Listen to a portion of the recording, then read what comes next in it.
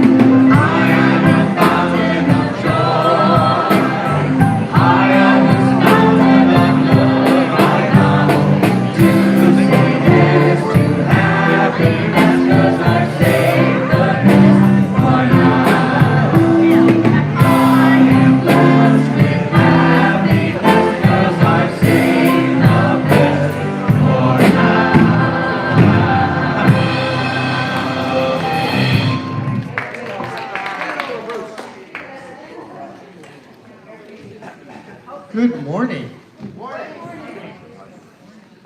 Sometimes I just want to sit and listen to them and not get up here and not say anything because it's so much fun. But I'm Bruce Fredenberg. I'm one of the staff ministers here, and my ministry is Science of Mind and Mental Health, which is a useful thing for me to be interested in because in my day job, I help families solve problems.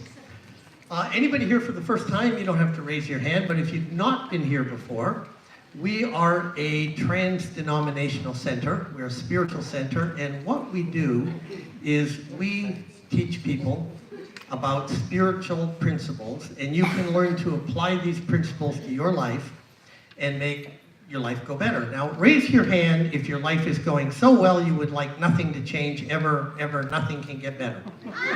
And if things in your life are going really, really well, and you're open to the possibility of them getting better, raise your hand. And if you have some areas of your life that you're really not so thrilled about, why would you settle for that?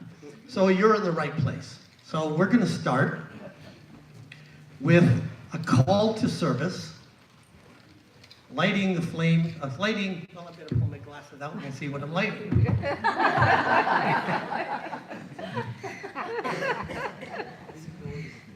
Hello. More than 3 people here. Okay, lighting the flames of faith, a call to service.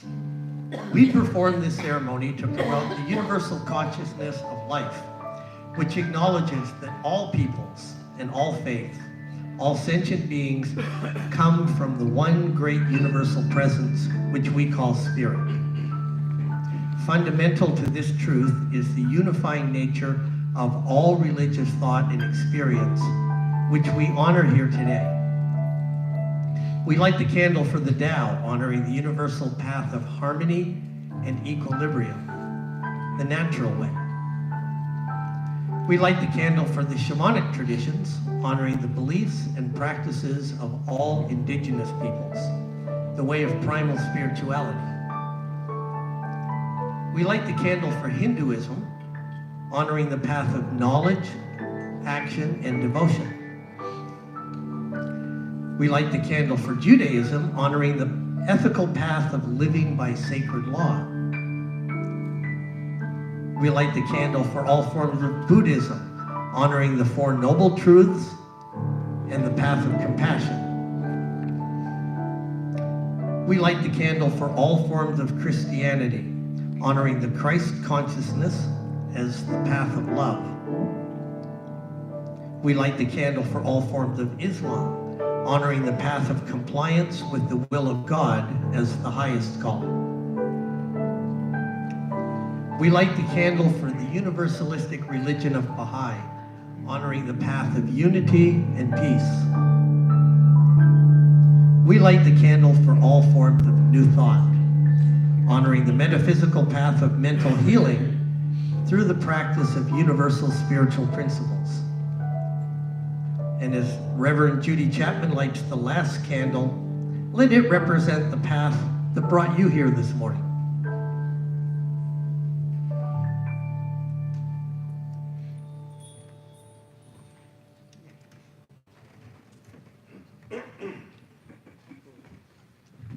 And I invite you now to join me in an affirmative prayer. Right this moment, this is what I know is true, that behind it all, despite appearances, behind it all there is only one source, one power, one infinite, creative, loving being that is absolute intelligence. It is absolute love. It is unopposed and therefore unopposable, so it is always in a state of undisturbable peace. And it is also itself inexhaustible power, infinite power. And it is constantly creating vehicles for doing what life does, expressing more of itself. So in that case, that means that each one of us is a divine idea in mind, created as spirit's vehicles for experiencing greater and greater experiences of its own nature. In this case, that means more love, more joy, more harmony, more peace, more prosperity of every good thing. And I know that I am, and everyone here is, not merely a creation of this one, but we are blessed to be self-conscious, direct expressions of this one. So I am a self-conscious expression of infinite love, of infinite joy, of infinite power and peace, and the infinite capability of beauty and appreciation and gratitude. So I claim right here and right now the right as a self-conscious expression of this one, the right and the authority and the power to direct this infinite creativity. And so I claim that for each person here, that each person is finding exactly what she or he is seeking today, whether it's here in person or through some other medium, and that each person is finding exactly what they need to hear and know to remove any veil at all that keeps any of us from agreeing wholeheartedly to live the life of our dreams, knowing we are backed by infinite power. So I give thanks for this gift. I release it, and as I do, I claim that any healing anywhere in any person that needs to happen for this good to be completely accepted with no prerequisites. I give thanks for this. I release it to these perfect laws, and I anchor it as together we say, and so it is. And now practitioner Joanne Leone will read our principles and our affirmation. And you will help her. Yes, you will. And you'll have a good time. Isn't that why we're here? Be That's joyful. why we're here in life, to have a good time. All right, please join me with feeling, saying these declaration of principles. I believe in God, the one creative intelligence, operating through the universe and operating throughout my entire being, now and always. I believe this perfect spirit operates upon a law of mind and creates my experience exactly according to my belief.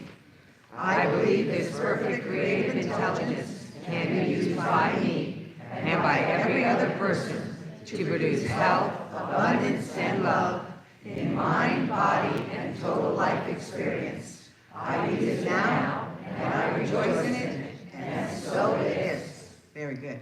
Now, please join me in saying the affirmation of the day. I say yes, and then step aside and listen. I allow my intuitive nature to align with the perfection and wholeness of spirit as I allow a great vision of my life to come into view. And so it is. Thank you. Hello, there I am. Please welcome the Jewel Tones Choir. And our accompanist this morning is Jules Vogel. And we have several soloists in this song. We have Wade Wooldridge, Jimmy Van, Kirsten Thomas, Rick Dale, Dave Friedman, and Jamie Kalama. A lot of people. And the song is called No Complaints Whatsoever. That's a great topic.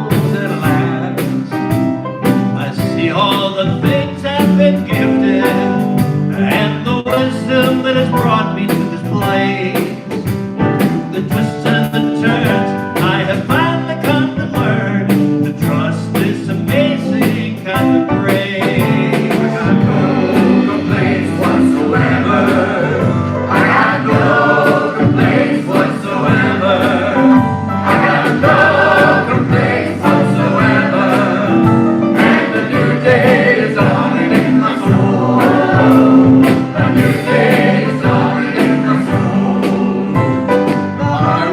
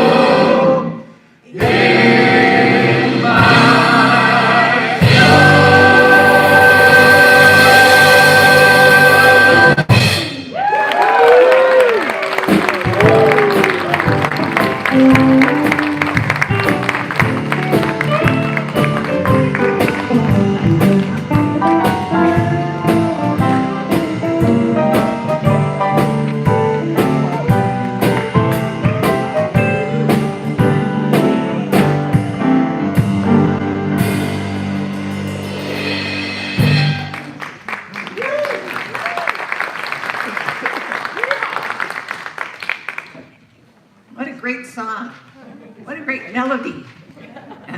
What lyrics are fantastic. Thank you, Jewel Tones. I have no complaints whatsoever. I have no complaints whatsoever. That's a good spiritual practice. My message this morning is living a spiritual life. And it actually, we can't help it. We're spiritual beings made of God's stuff. So no matter what we're doing, we're living a spiritual life. So I would rather say consciously living a spiritual life.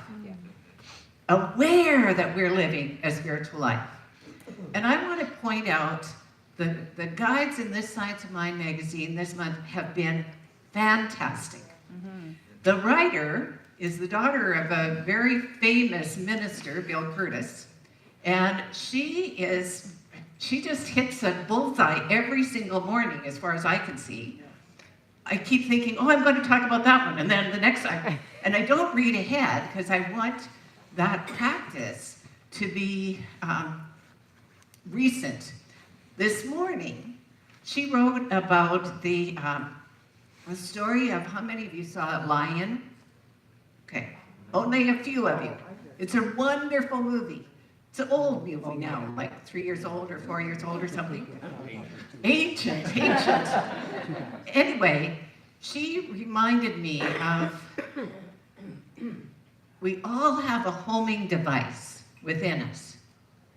We all have that call to come home to the Spirit, to come home to who we really are, what we're really here about and up to. And so the story of the Lion is the story of a little boy. He was 5 years old, Sharu Munshai Khan, and he and his brother they would go out at night and they would scavenge the trains for food and coins and things. And his brother told him, stay right here. So he did. He was only a little boy, 5 years old. And the brother didn't come back. And so the train left with him on it and went 1,500 either miles or kilometers. I have to really look, and I won't take that time to do that, but a long way. So much so that the language in the part of India he ended up in, he didn't understand. And so he couldn't even tell people what village he was from. He didn't know. He didn't have language for it. He didn't have language for his mother, and they searched and searched, couldn't find out where he was from. And so he was put into the system, and he became adopted by a wonderful Australian couple.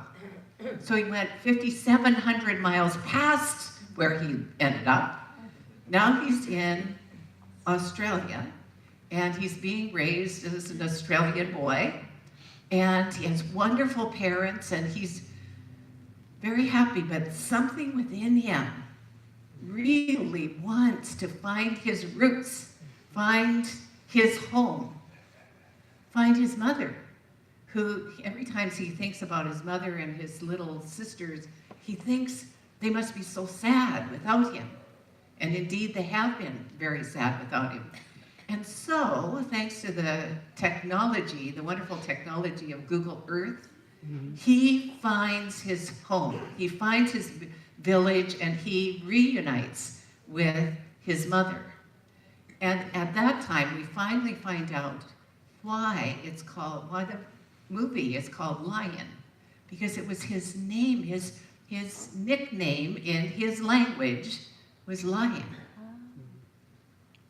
And he certainly ended up to be brave. He ended up on the streets before he was adopted, before he became in the system. He was on the streets. He was in pretty rough places. But he made it home. And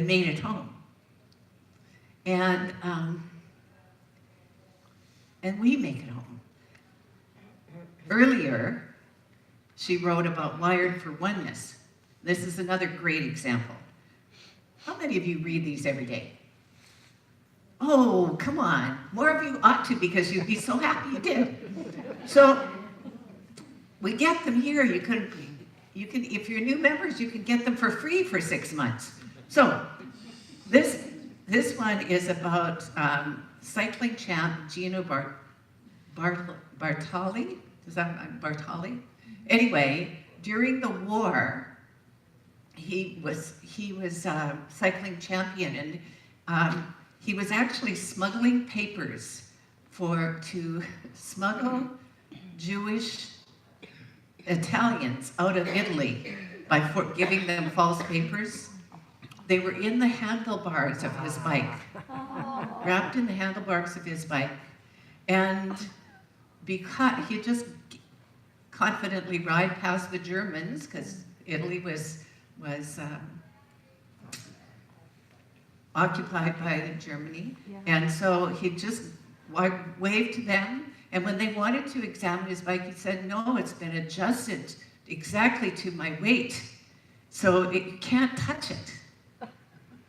It wasn't that at all. It was that his handlebars had forged papers in it. Imagine the courage. Because if he had been found out, it would have been death, not only for him, but for his family. But there was something in him that knew there was a right thing to do. And the right thing was to help these people whose lives were threatened just because of their heritage, their religion. So, conscious spiritual living seems to me that you're aware of the presence and power of God within you, and that you let it guide you. And what does it guide you to do? It guides you to understand and realize that there's something wonderful going on. No matter what is going on in your life. I watched a little bit of Joel Osteen this morning, so those of you who've already watched, pardon me, because I'm going to repeat some of the things he said. And then I researched it, it's a lie. But nevertheless, it's a really good example. It's a really good example. He talks about baby eaglets. And he talked about when that eaglet has a nice soft nest at first, and then as it's getting bigger, the mother takes the nice soft things out of the nest, so it gets uncomfortable. So it gets uncomfortable. And then says, he's toddling around, or she's toddling around on the rocks and close to the nest, and then the mother nudges him and he falls. And then the mother swoops down. That's all a lie. That does not happen to eagles. It happens to eagles that, yes, when they're ready, because they want to fly. The truth is better than the fiction. They want to fly. There's something in them that can't wait to use those wings. That's like us. There's something within us that can't wait to use the wings. But the story is very helpful to understand how our lives, even though we're very holy and we're very filled with faith, that sometimes our lives seem to be filled with struggle, seem to be filled with pain, seem to be filled with what we don't want rather than what we do want. And here's the point, that those times are when the universe is saying, time to grow again. It's time for you to grow again. It's time for you to have an even bigger understanding of life, of what you're capable of. You can fly, and you're not meant to live in this comfortable little nest. You're meant to soar like the eagles. You're meant to soar like the eagles. The book that we're using this month is a book by Howard Thurman, and I've quoted a little bit from it before. It's called The Inward Journey. And it's just a beautiful, beautiful book. And what I want to quote today is what he says about us. He says,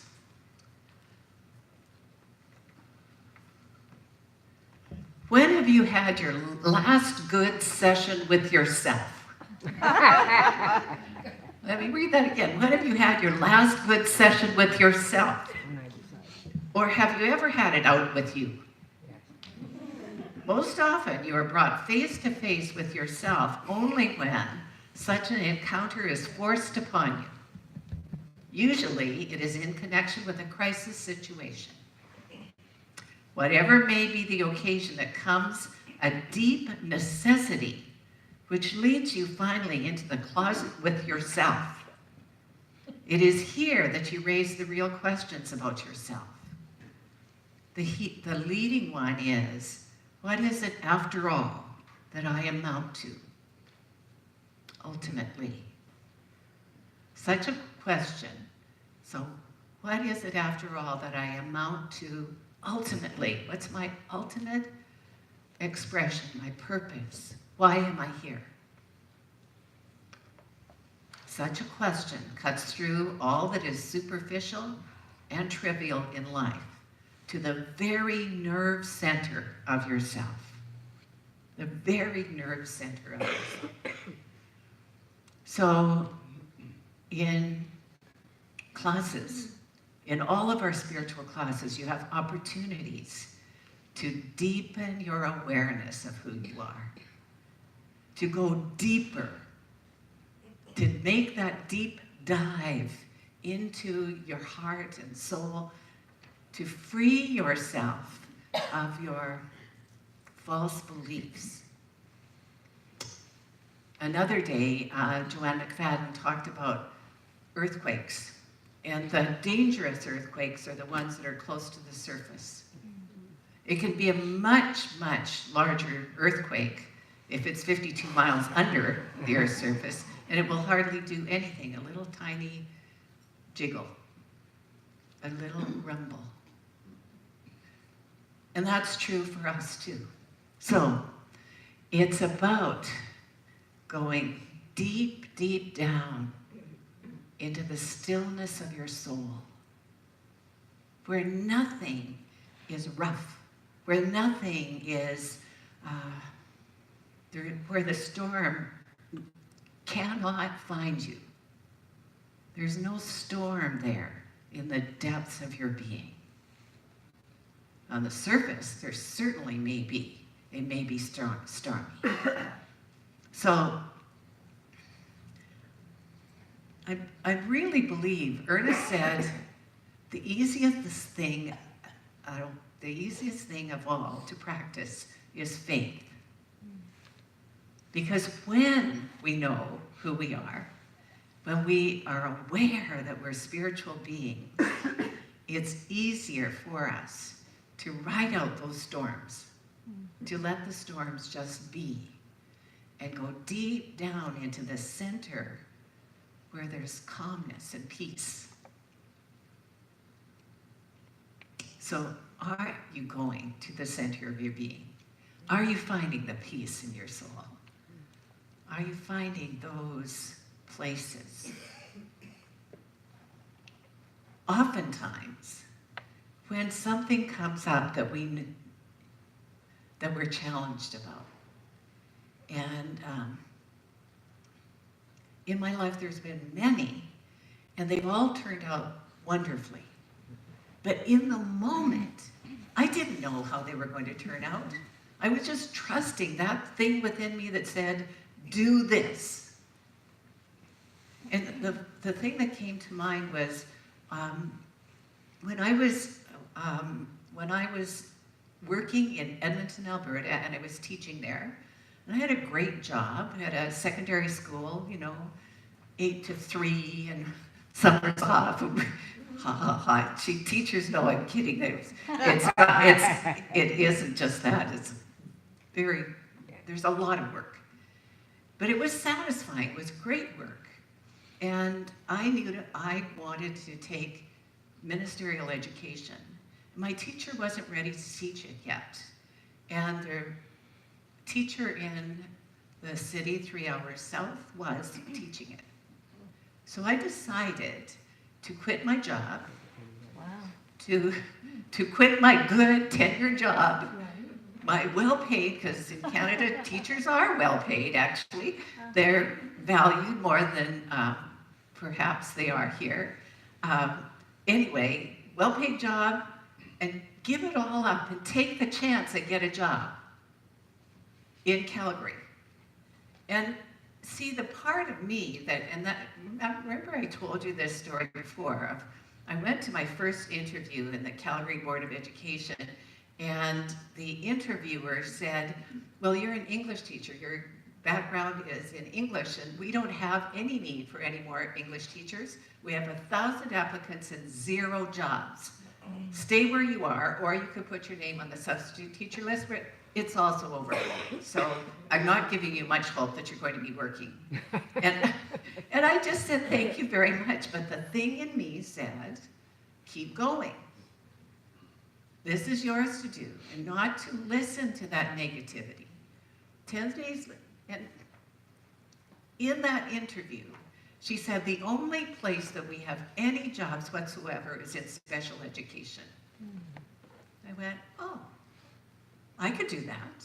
In fact, I've been training for it sort of in this secondary school where I'm teaching challenged kids and challenging kids. Maybe I could do that. So I said I'd be interested in that. So 10 days later, I had another interview, a different interviewer. And actually it was in the level of the school. So I had an interview at a school with a principal and then another one with a different principal. And that principal, I was saying things like, well, if I'm chosen, I'd be so happy to do this. And he looked at me and said, I don't think you really understand the situation. You can have any of these 3 jobs. You can have your pick. It isn't, yeah. So I went from, in 10 days, don't bother coming, there are 1,000 applications, 0 jobs, to there are 3 jobs, and you're the only applicant we're interviewing. So I got my very best job. But that was because I was consciously living a spiritual life. That I knew my next step spiritually was to take training as a minister, and that the universe would support me in getting that training, which it did. So whatever is going on in your lives, and I know for many of you, there are big things going on. And you know what? They're no big or small in spirit. God doesn't know the difference between $1 million and a penny. God just knows prosperity. God just knows health. God just knows infinite possibilities. But there's stuff going on in people's lives, I know. Many people have talked to me about the stuff going on in their lives, and I'm not diminishing it. But what I'm saying, really saying to your heart, from my heart, trust whatever you're guided to do by that presence within you. You will be fully supported to do it. And you will be blessed and a blessing. There is nothing meant for your harm. There is nothing meant to cause you concern, anxiety, fear, or anger. There's just another opportunity for you to show up as greater love, as greater joy, as greater truth. Didn't you just love it when Joanne came here and said, you're supposed to feel good. Aren't you feeling good? I just love that. It's like, yes, when we are aware of that presence, no matter what's going on in our lives, something greater within us sings and sings. And a song of joy, a song of delight. And you are here on purpose.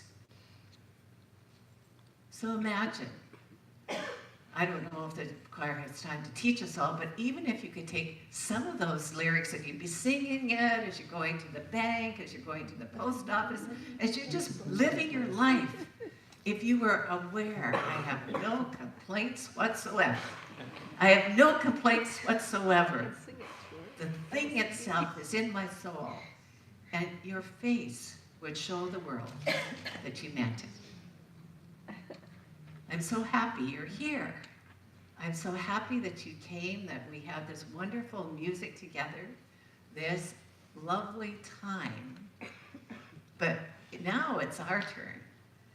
It's not just about, life is not a spectator sport.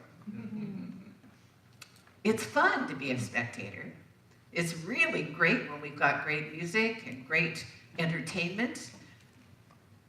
But it's for us to participate. It's for us to participate. Are you willing to lead a consciously spiritual life? Yes. Are you willing to lead a consciously spiritual life and be happy leading it? Yes. Can you be a model for good? Yes. Okay, and so it is.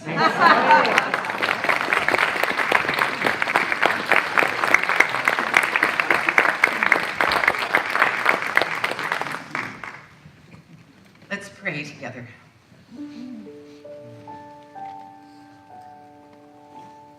In this holy moment of right now, I breathe in that love that Reverend Bruce reminded us is everywhere. I take a moment to truly recognize and know that the power that God is everywhere present. It's right where I am. It's right where each one is. And it's not a puny little power. It's all power. It's not some knowing. It's all knowing. It's not a little fraction of prosperity or peace of mind, or it's the whole thing. And so aware of the magnitude of this eternal and infinite presence, I consciously unified with it. The truth of myself is that I am a spiritual being, and everything that is true of the divine is true of me. I know that I am here on purpose to let my light shine brightly in each and every circumstance. I'm here to be the joy that is the power and presence of the divine. I'm here to be the good of the goodness that is God. I am here to experience life in its magnificence, in its wholeness, in its completion. Everything in my life is an expression of the divine. And so with more conscious awareness ever before, I live that spiritual life in alignment with the truth of my being. I live with optimism. I live with grace. I live with good and greater good. I am that wholeness, that prosperity, that I amness. I know that my physical body is an expression of the divine, and all of my connections, all of my relationships are blessed and are a blessing. I am there for all of my friends, and they are there for me, because this is the way that we see God expressing heart to heart, hand to hand. I'm so very grateful for knowing what I know. I know that this knowingness is a blessing to all, and that I simply place this word in the activity of the law of mind. It's complete. And please help me anchor it by saying with me, and so it is. And now the jewel tones choir.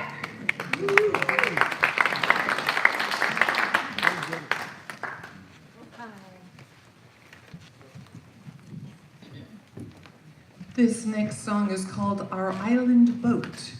Originally the lyric was Our Island Barque, B-A-R-Q-U-E, not bark as in dog bark. But I thought if we keep saying Our Island Barque, people are going to keep getting distracted and think about dogs. So we changed the word to boat. So Our Island Boat. But we need the rest of our people. I have no idea where they are. They're off having a good time. So we're just going to start here, Ed and I.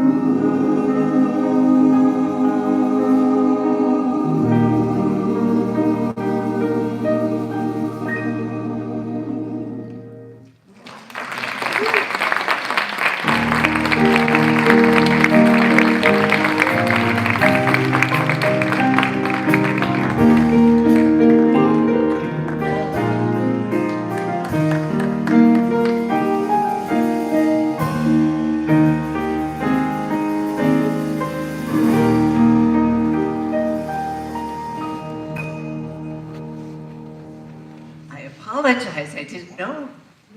Anyway, you did masterfully, and as people joined in, it was seamless. It's an amazing, amazing musicians that you are. They don't know they're fired. Except for Ed.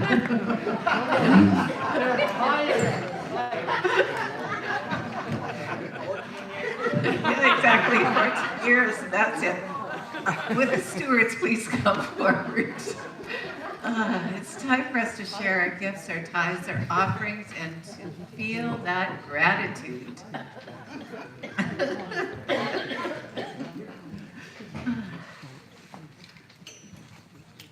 So just take a moment to be grateful, and our prosperity affirmation is going to come on the screen, and we're going to read it together. And then we're going to take a moment in gratitude, a couple of moments in silence, and then we will sing our chant, and then someone's going to, okay, Wade is going to finish up. So please join me. My offering is my acceptance of God as the source of my supply, and it symbolizes my faith in the abundant flow of this supply.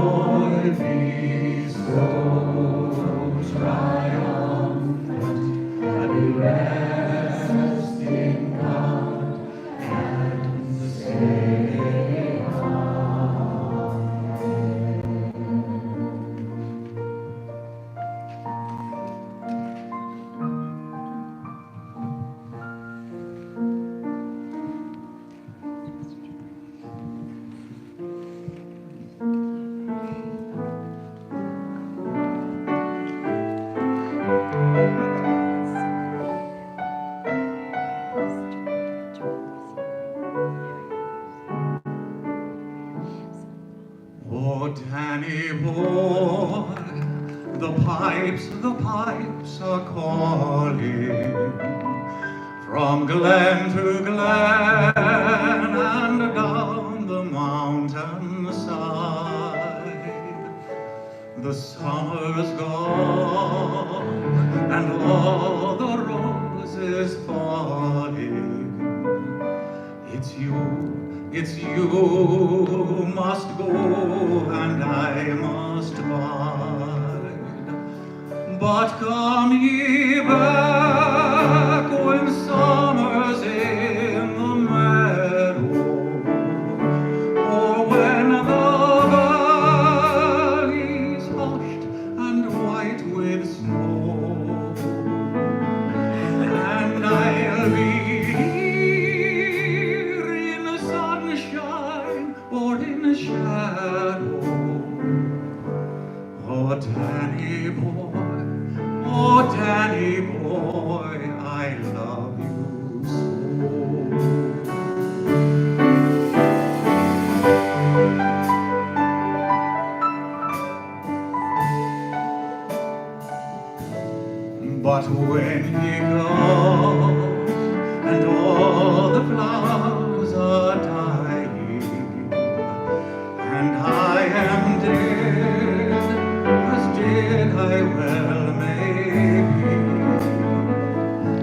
you'll come and find the place where I am lying, and kneel and say an Ave there for me. And I shall hear those soft ye tread above me, and all my grave will warmer, sweeter be. For you will bend and tell me that you love me, and I shall sleep in peace until you come to me. Oh, Danny boy, oh, Danny boy, I love you so.